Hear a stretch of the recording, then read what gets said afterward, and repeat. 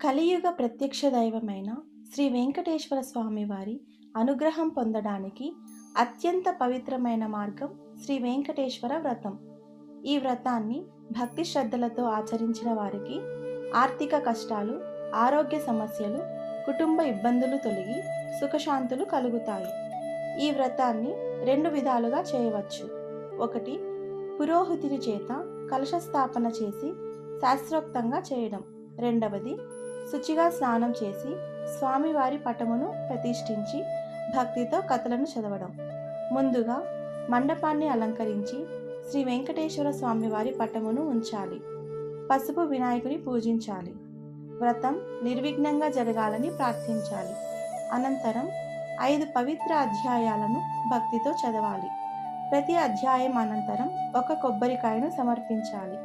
చివరగా గోధుమ రవ్వ, చక్కెర, నెయ్యితో చేసిన మహాప్రసాదాన్ని నివేదించి అందరూ కలిసి 3 సార్లు భక్తితో ఇలా జపించాలి: గోవిందా గోవిందా గోవింద. భక్తి శ్రద్ధలతో ఈ వ్రతం చేసిన వారికి స్వయంగా శ్రీనివాసుడు కటాక్షించి సర్వాభీష్టాలను నెరవేర్చుతాడని విశ్వాసం. ఓం నమో వెంకటేశాయ. గోవింద గోవింద గోవింద.